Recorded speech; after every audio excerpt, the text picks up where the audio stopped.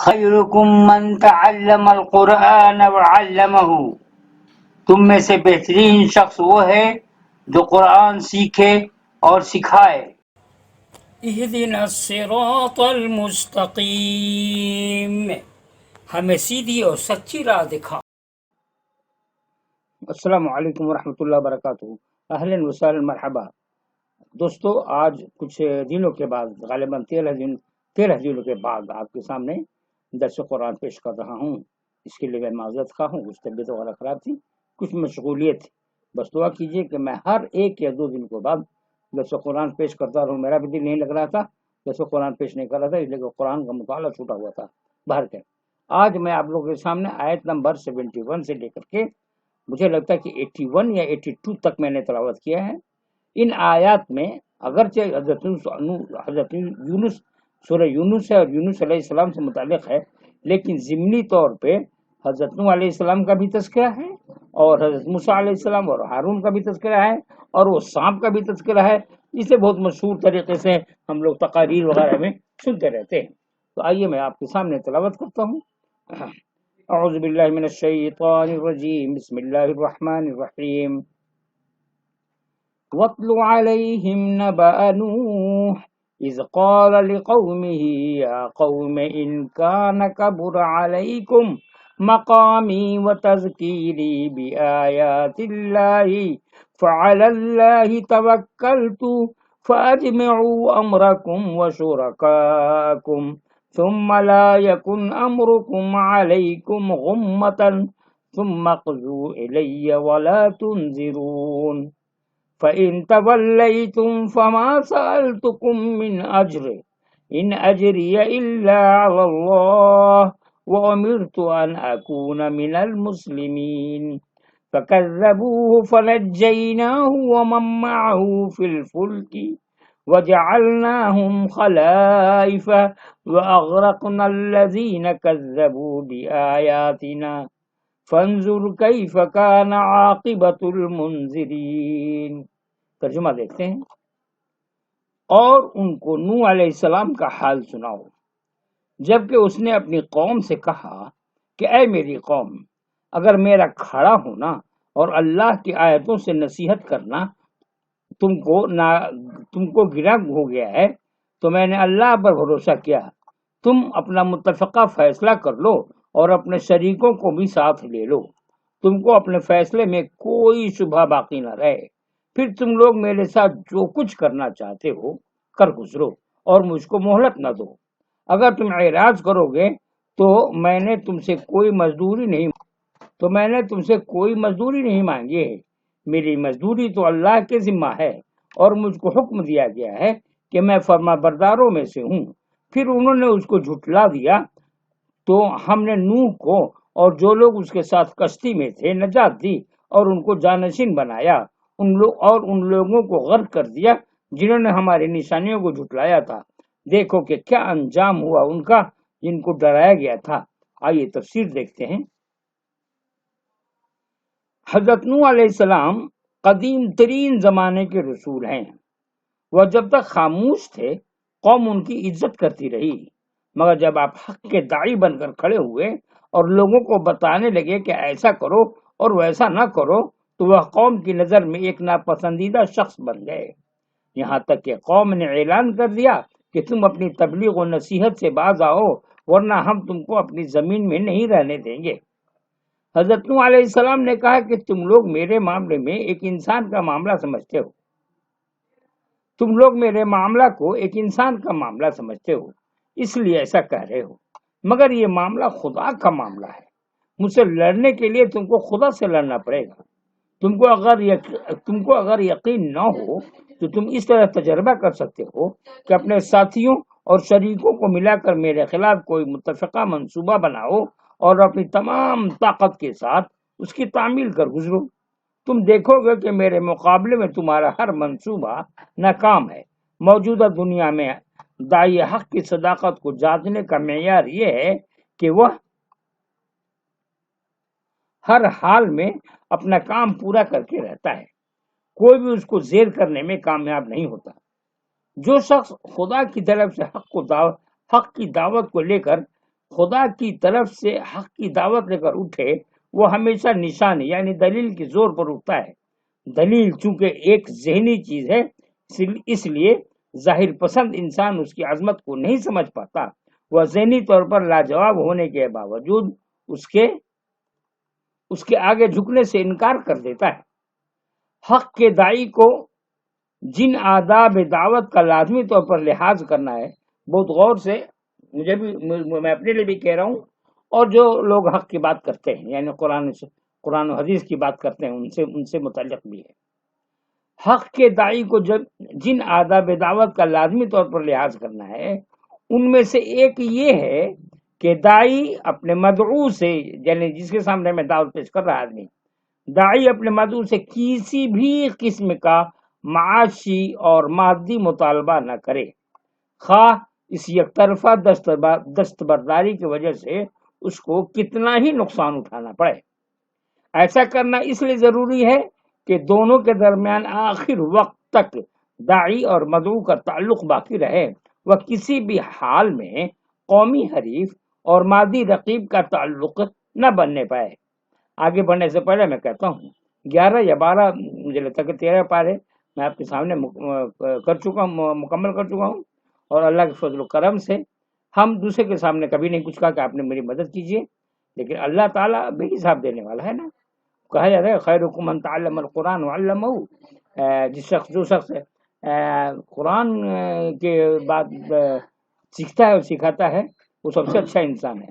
تو اللہ تعالیٰ اس کو مدد دیتا ہے، اس کو حاجت روائی کرتا ہے۔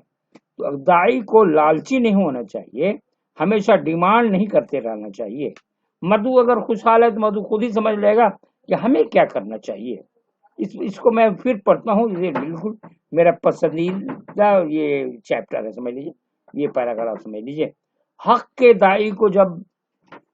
کے داعی کو جن آداب دعوت کا لازمی طور پر لحاظ کرنا ہے ان میں سے ایک یہ ہے کہ داعی اپنے مدعو سے کسی بھی قسم کا معاشی اور مادی مطالبہ نہ کرے، خواہ اس یک طرفہ دستبرداری کی وجہ سے اس کو کتنا ہی نقصان اٹھانا پڑے۔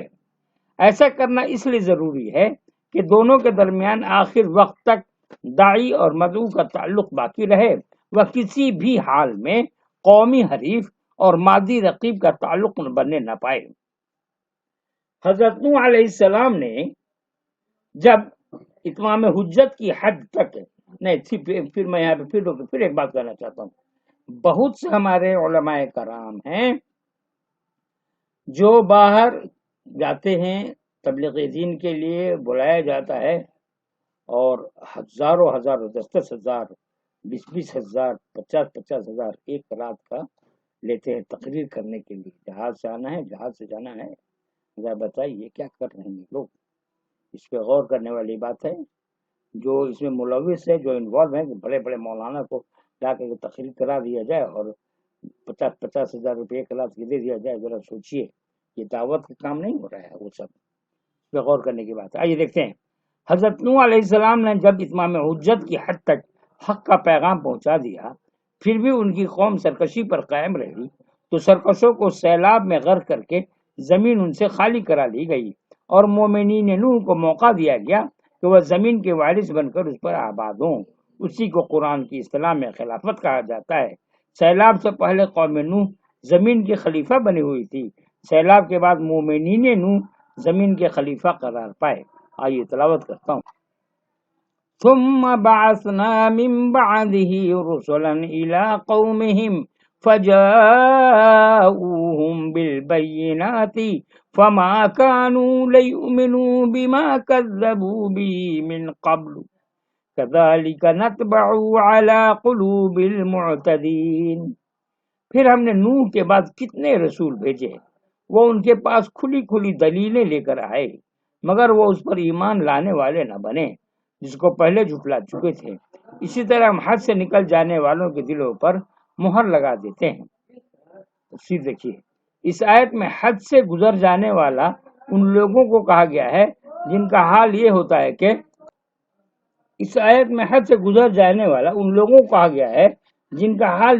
ہے کہ ایک بار اگر وہ حق کا انکار کر دیں تو اس کے بعد وہ اس کو اپنی ساکھ کا مسئلہ بنا لیتے ہیں، پھر اس کو مسلسل نظر انداز کرتے رہتے ہیں تاکہ لوگوں کی نظر میں ان کا علم دین اور ان کا برسر حق ہونا مشتبہ نہ ہونے پائے۔ جو لوگ اس قسم کا رویہ اختیار کریں ان کو دنیا میں یہ سزا ملتی ہے کہ ان کے دلوں پر مہر لگا دی جاتی ہے، یعنی خدا کے قانون کے تحت ان کی نفسیات دھیرے دھیرے ایسی بن جاتی ہے کہ بالآخر حق کے معاملے میں ان کا شدت احساس باقی نہیں رہتا۔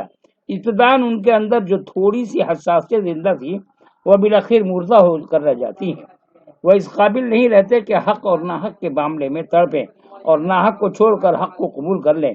حضرت نوح اور ان کے بعد آنے والے بیشتر رسولوں کی تاریخ اس کی تصدیق کرتی ہے۔ اللہ کی طرف سے جب بھی کوئی داعی حق آتا ہے تو اس حال میں آتا ہے کہ اس کے گرد کسی قسم کی ظاہری عظمت نہیں ہوتی، اس کے پاس جو واحد چیز ہوتی ہے وہ صرف دلیل ہے۔ جو دلیل کی زبان میں حق کو مانے وہی داعی حق کو مانتے ہیں۔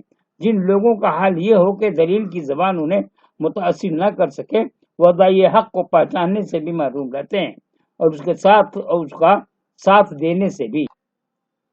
ثم بعثنا من بعدهم موسى وهارون إلى فرعون وملئه بآياتنا فاستكبروا وكانوا قوما مجرمين فلما جاءهم الحق من عندنا قالوا إن هذا لسحر مبين قال موسى تقولون للحق لما جاءكم أسحر هذا ولا يفلح الساحرون قالوا أجئتنا لتلفتنا عما وجدنا عليه آباءنا وتكون لكما الكبرياء في الأرض وما نحن لكما بمؤمنين۔ ترجمہ دیکھتے ہیں۔ پھر ہم نے ان کے بعد موسیٰ اور ہارون کو فرعون اور اس کے سرداروں کے پاس اپنی نشانیاں دے کر بھیجا، مگر انہوں نے گھمنڈ کیا اور وہ مجرم لوگ تھے۔ پھر جب ان کے پاس ہماری طرف سے سچی بات پہنچی تو انہوں نے کہا یہ تو کھلا ہوا جادو ہے۔ موسیٰ علیہ السلام نے کہا کیا تم حق کو جادو کہتے ہو جبکہ وہ تمہارے پاس آ چکا ہے؟ کیا یہ جادو ہے؟ حالانکہ جادو والے کبھی فلاح نہیں پاتے۔ انہوں نے کہا کہ کیا تم ہمارے پاس اس لیے آئے ہو کہ ہم کو اس راستے سے پھیر دو جس پر ہم نے اپنے باپ دادا کو پایا ہے، اور اس ملک میں تم دونوں کی بڑائی قائم ہو جائے، اور ہم کبھی تم دونوں کی بات ماننے والے نہیں ہیں۔ تفسیر دیکھتے ہیں۔ فرعون اور اس کی قوم کے سرداروں نے اپنی مجرمانہ ذہنیت کی بنا پر موسیٰ اور ہارون کی بات نہیں مانی۔ وہ چیزوں کو دلیل کے معیار سے دیکھنے کی بجائے جاہو اقتدار کے معیار سے دیکھتے تھے۔ اس خود ساختہ معیار کے نام پر انہوں نے اپنے کو اونچا اور موسیٰ و ہارون کو نیچا سمجھ لیا۔ ان کی یہ نفسیات ان کے لیے اس حق کو قبول کرنے میں رکاوٹ بن گئی جو ان کے نزدیک ایک چھوٹا آدمی ان کے سامنے پیش کر رہا تھا۔ حضرت موسیٰ کی استدلال کی زبان جب فرعون کے سمجھ میں نہیں آئی تو آپ نے عصا مانے لاٹھی، عصا اور ید بیضا کے معجزات دکھائے۔ ان معجزات کا توڑ فرعون کے پاس نہ تھا، چنانچہ اس نے کہا کہ یہ جادو ہے۔ اس طرح فرعون نے حضرت موسیٰ علیہ السلام کے مقابلے میں اپنی شکست کو ایک جھوٹی توجیہ میں چھپانے کی کوشش کی۔ اس نے لوگوں کو یہ تاثر دیا کہ موسیٰ علیہ السلام کا معاملہ حق کا معاملہ نہیں ہے بلکہ جادو کا معاملہ ہے۔ یہ صحیح ہے کہ جادو اور معجزہ میں کچھ ظاہری مشابہت ہوتی ہے، مگر بہت جلد معلوم ہو جاتا ہے کہ جادو محض شعبدہ اور کرشمہ تھا، اس کے مقابلے میں معجزہ کا مستقل کامیابی حاصل ہوتی ہے۔ جادو بالآخر جادو ثابت ہوتا ہے اور معجزہ بالآخر معجزہ۔ اس موقع پر فرعون نے لوگوں کو حضرت موسیٰ علیہ السلام کی دعوت سے پھیرنے کے لیے دو اور باتیں کہیں۔ ایک یہ کہ موسیٰ ہم کو ہمارے آبائی دین سے برگشتہ کرنا چاہتے ہیں۔ فرعون کو چاہیے تھا کہ وہ حضرت موسیٰ علیہ السلام کے پیغام کو حق اور ناحق کی اصطلاح میں سمجھنے کی کوشش کرے، مگر اس نے ان کو آبائی اور غیر آبائی معیار سے جانچا۔ اس کی وجہ یہ تھی کہ حق اور ناحق کے معیار سے دیکھنے میں اپنے آپ کو غلط ماننا پڑا، جبکہ آبائی اور غیر آبائی تقسیم میں اپنی روش پر بدستور موجود رہنے کا جواز مل رہا تھا۔ فرعون نے دوسری بات یہ کہی کہ موسیٰ اور ہارون اس ملک میں اپنی کبریائی قائم کرنا چاہتے ہیں۔ یہ بھی عوام کو بھڑکانے کے لیے محض ایک سیاسی شوشہ تھا، کیونکہ حضرت موسیٰ علیہ السلام نے تو اول مرحلہ میں فرعون کے سامنے یہ بات رکھ دی تھی کہ ان کا مقصد یہ ہے کہ وہ فرعون کو خدا کا پیغام پہنچائے اور اس کے بعد بنی اسرائیل کے ساتھ مصر سے نکل کر صحرائے سینا میں چلا جائے۔ ایسی حالت میں یہ الزام سراسر خلاف واقعہ تھا۔ وہ مصر کی حکومت پر قبضہ کرنے کا منصوبہ بنا رہے ہیں۔ ایسی حالت میں یہ الزام سراسر خلاف واقعہ تھا کہ وہ مصر کی حکومت پر قبضہ کرنے کا منصوبہ بنا رہے ہیں۔ آئیے تلاوت۔ وقال فرعون اتوني بكل ساحر عليم فلما جاء السحرة قال لهم موسى القوا ما انتم ملقون فلما القوا قال موسى ما جئتم به السحر ان الله سيبطله ان الله لا يصلح عمل المفسدين وَيُحِقُّ اللَّهُ الْحَقَّ بِكَلِمَاتِهِ وَلَوْ كَرِهَ الْمُجْرِمُونَ۔ ترجمہ۔ اور فرعون نے کہا کہ تمام ماہر جادوگروں کو میرے پاس لے آؤ۔ جب جادوگر آئے تو موسیٰ نے ان سے کہا کہ جو کچھ تمہیں ڈالنا ہے ڈالو۔ پھر جب جادوگروں نے ڈالا تو موسیٰ نے کہا کہ جو کچھ تم لائے ہو وہ جادو ہے، بے شک اللہ اس کو باطل کر دے گا۔ اللہ یقیناً مفسدوں کے کام کو سدھرنے نہیں دیتا، اور اللہ اپنے حکم سے حق کو حق دکھاتا ہے، خواہ مجرموں کو وہ کتنا ہی ناگوار گزرے۔ تفسیر دیکھیے۔ فرعون کا ماہر جادوگروں کو بلانا اس لیے نہ تھا کہ وہ سمجھتا تھا کہ جادوگروں کے ذریعے وہ حضرت موسیٰ علیہ السلام کو زیر کر لے گا۔ یہ کسی عقلی فیصلہ سے زیادہ فرعون کی اس بڑھی ہوئی خواہش کا نتیجہ تھا کہ وہ حضرت موسیٰ کو نہ مانے۔ خدا کے پیغمبر کو جادوگروں کے ذریعے غلط ثابت کرنے کا منصوبہ ایک ایسا منصوبہ تھا جس کا ناکام ہونا پہلے سے معلوم تھا، مگر آدمی جب کسی حقیقت کو نہ ماننا چاہے تو اس کی یہ خواہش اس کو یہاں تک لے جاتی ہے کہ وہ احمقانہ تدبیروں سے ان کا مقابلہ کرنے کی ناکام کوشش کرتا ہے۔ وہ سیلاب کے مقابلے میں تنکوں کا بند باندھتا ہے، حالانکہ وہ خود جان رہا ہوتا ہے کہ سیلاب کے مقابلے میں تنکوں کی کوئی حقیقت نہیں۔ چنانچہ وہی ہوا جو ہونا تھا۔ جادوگروں نے میدان میں رسیاں اور لکڑیاں پھینکیں جو دیکھنے والے کو رینگتے ہوئے سانپ کی صورت میں دکھائی دی۔ اس کے بعد حضرت موسیٰ علیہ السلام نے اپنا عصا ڈالا، یعنی لاٹھی ڈالا، تو بہت بڑا سانپ بن کر میدان میں دوڑنے لگا۔ حضرت موسیٰ علیہ السلام کا یہ سانپ محض سانپ نہ تھا، وہ دراصل خدا کی ایک طاقت تھی جو اس لیے ظاہر ہوئی تھی کہ حق کو حق اور باطل کو باطل ثابت کر دے۔ چنانچہ اس کے سامنے آتے ہی جادوگروں کی رسی رہ گئی اور ان کی لکڑی۔ یہ خود اپنے منتخب کیے ہوئے میدانوں میں فرعون کی شکست تھی، مگر اب بھی فرعون نے شکست نہ مانی۔ اب اس نے حضرت موسیٰ علیہ السلام کی تردید کے لیے کچھ اور الفاظ تلاش کر لیے، جس طرح اس کو یہ پہلے مرحلے میں آپ کی تردید کے لیے کچھ الفاظ مل گئے تھے۔ دوستو اس کے بعد واقعہ ابھی اور ہے، تو اگلے دن کی تلاوت پہ موقوف رکھتے ہیں۔ کافی وقت ہو چکا ہے، اب مجھے اجازت دیجیے۔ دعاؤں کی درخواست ہے کہ میری صحت بالکل اچھی رہے اور میں قرآن شریف کو مکمل لوگوں کے سامنے پیش کر دوں۔ اچھا تو اجازت دیجیے۔ السلام علیکم ورحمۃ اللہ وبرکاتہ۔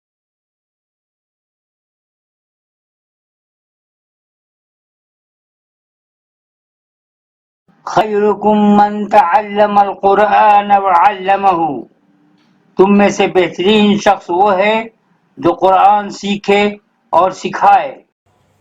اہدنا الصراط المستقیم، ہمیں سیدھی اور سچی راہ دکھا۔